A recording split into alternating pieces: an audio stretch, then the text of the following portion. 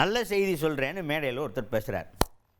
அது நல்ல செய்தியா இல்லையா அப்படிங்கிறத நேர்களாகிய நீங்கள் முடிவு பண்ணிக்குங்கோள். அந்த மாதிரி ஒரு செய்தி சொல்லியிருக்காரு. அது என்ன செய்தி? அது சொன்னது யார்? தமிழ்நாடு பாஜக தலைவர் நயினார் நாகேந்திரன் அவர்கள்.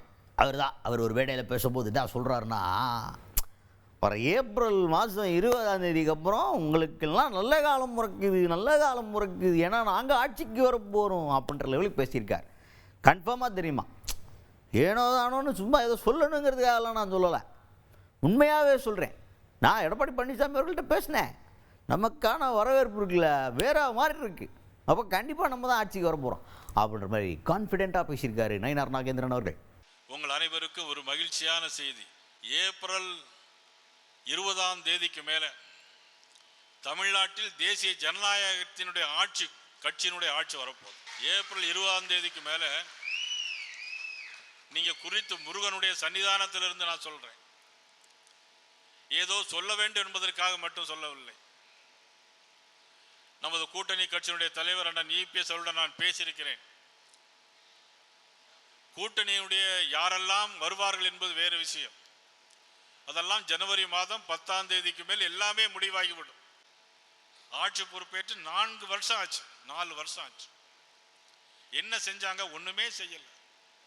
அவருடைய மகன் உதயநிதி ஸ்டாலினை துணை முதலமைச்சர் ஆக்கிறார், அவ்வளவுதான். மருமகன் சபரீசன் பின்னால இருந்து இன்னைக்கு 50,000 கோடி ரூபாய்க்கு மேல சம்பாத்தியம் பண்ணியிருக்கிறார். அதுக்கெல்லாம் ஆட்சி மாற்றம் வந்த பிறகு அதுக்கெல்லாம் அவர்கள் பதில் சொல்லியே தீர வேண்டும். அதுக்கடுத்தது இப்போ கள்ளச்சாராய சாவுக்கெல்லாம் 10 லட்ச ரூபாய் கொடுத்தாங்க கவர்மெண்ட் தரப்புலேருந்து. அதே மாதிரி சில பல விபத்துகளில் உயிரிழக்கிறவங்க அவங்களுக்குலாம் நஷ்ட ஈடுன்னு சொல்லிட்டு ஒரு அமௌண்ட் கொடுப்பாங்க. இவர் நயினார் நாகேந்திரன் அவர்கள் எடுத்து சொல்கிறது என்னென்னா, அது ஒரு வேலிடான பாயிண்டாக தான் இருக்குது. கள்ளச்சாராயம் குடிச்சு செத்தவனுக்கு 10 லட்சம் கொடுக்குறாங்க. மற்றபடி ஏதாவது எதிர்பாராமல் துரதிருஷ்டவசமாக உயிரிழப்பு ஏற்படுதுன்னா அவங்களுக்குலாம் 2 லட்சம் 3 லட்சம் கொடுக்குறாங்க.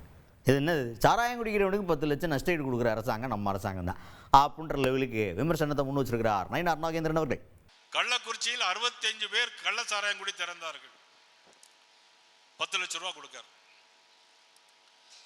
சாராயம் குடிச்சு திறந்தா 10 லட்சம் பேர் முதலமைச்சர் கொடுக்காங்க.